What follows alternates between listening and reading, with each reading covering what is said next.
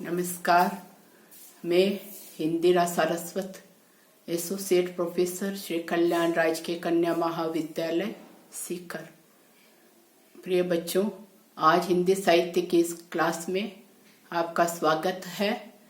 आज हमारे व्याख्यान का विषय है तुलसीदास। हम तुलसीदास जी की प्रसिद्ध रचना कवितावली में स्थित अयोध्या कांड में वन गमन प्रसंग को आज हम करेंगे और इस पद की व्याख्या हम करने जा रहे हैं। पहले हम इस पद को पढ़ेंगे, फिर व्याख्या करेंगे। पद इस प्रकार है। जल को गए लखन है लरिका, परिको पिए छाए घरीक बैठाटे। पहुंची पसेऊ बयारी करो अरु पाए पखारियों भूपरि ठाटे। तुलसी रघुवीर प्रियाश्रम जानके बैठी विलंब लो कंटक काटे। जानकी नाह को नेह लख्यो पुल को तनु बारी विलोचन बाटे। कठिन शब्द। परिखो प्रतीक्षा करना, घरीक घड़ी पर, पसेव पसीना, बयार हवा, नाह स्वामी, लख्यो देखना, विलोचन आंखें नेत्र।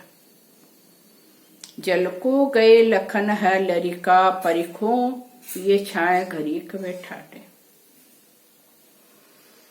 कि तुलसीदास जी द्वारा रचित कवितावली के अयोध्या कांड का वन गमन यहाँ प्रसंग है। श्री राम के साथ लक्ष्मण है, उनकी पत्नी सीता वन में साथ गई।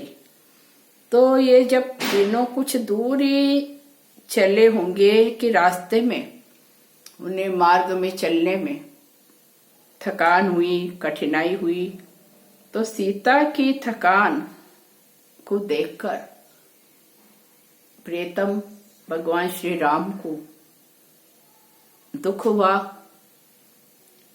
इसी प्रसंग में यहाँ यह वर्णन है। वन मार्ग पर चलते हुए सीता ने कहा, हे प्रिय, लक्ष्मण पानी लेने गए हैं। वे अभी बालक है। कम उम्र के होने से उन्हें वन मार्ग में अकेला छोड़ना उचित नहीं है। इसलिए छाया में खड़े होकर हमें एक आध घड़ी उनकी प्रतीक्षा करनी चाहिए। जल को गए लखन लरिका, लरिका के अभी छोटे हैं, कम उम्र के हैं, पानी लेने गए हैं।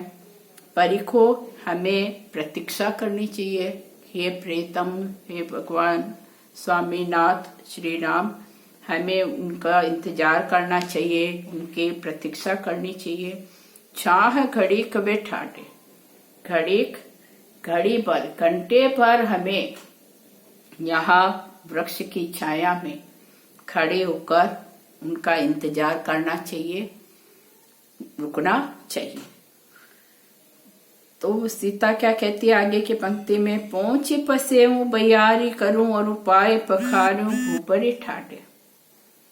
सीता अपने नाथ स्वामी श्री राम को अपने पति से कहती है सीता कि जब तक लक्ष्मण पानी लेकर नहीं आ जाते हैं तब तक हमें यहाँ उनका इंतजार करना चाहिए और घड़ी भर हम यहाँ रुकते हैं। मैं आपका पसीना पूंछकर, पहुंची पसेऊ पसीना पूंछकर, बयारी करूं, बयारी हवा, कि आपका पसीना पूंछती हूँ मैं और हवा करती हूँ।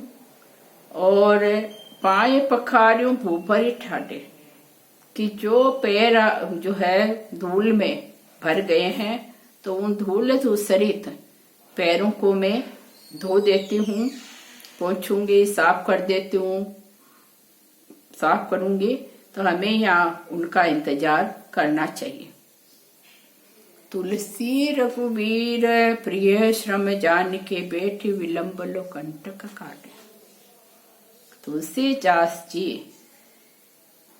उस समय का मार्मिक वर्णन करते हुए कहते हैं तुलसीदास जी, श्री राम ने ये जान लिया, वो समझ गए कि उनकी प्रेयसी सीता श्रम के कारण अत्यधिक थकी हुई है, थक गई है। बहुत समझदार पति है श्री राम।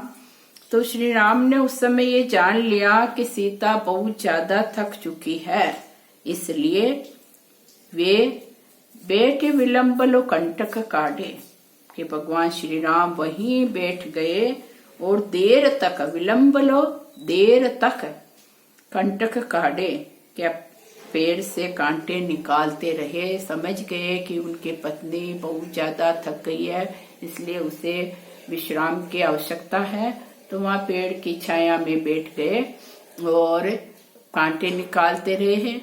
तो श्री राम का एक आदर्श पति श्री राम है, कितने सहृदय है, और वो पत्नी पर बिल्कुल भी वो क्रोध आवेश में नहीं आते, और वो चाहते हैं कि सीता भी यहाँ रुक करके अपना विश्राम करे, उसकी थकान मिट जाए।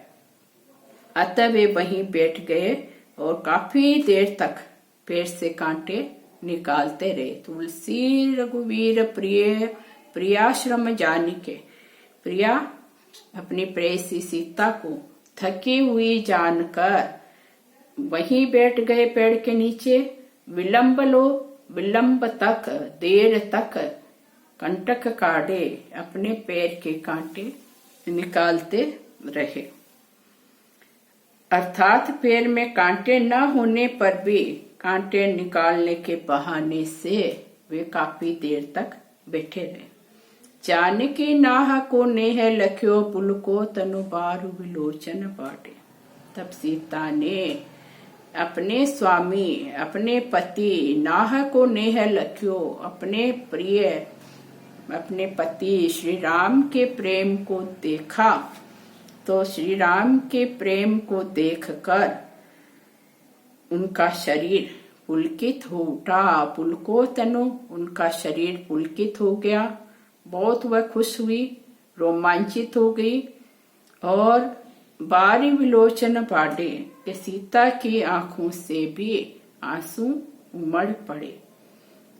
तो यहाँ कवि तुलसीदास जी ने भगवान श्री राम और सीता का, पति पत्नी का आदर्श प्रेम का यहाँ वर्णन किया है कि एक दूसरे के प्रति राम और सीता के मन में जो उमड़ा प्रेम है, और वह उनका मर्यादित जो प्रेम है, तो यहाँ कवि ने लोक जीवन की मर्यादा के अनुसार राम और सीता के, पति पत्नी के अतिशय मर्यादित और प्रेम का यहाँ चित्रण किया है कि वे एक आदर्श पति पत्नी के रूप में उनका प्रेम था।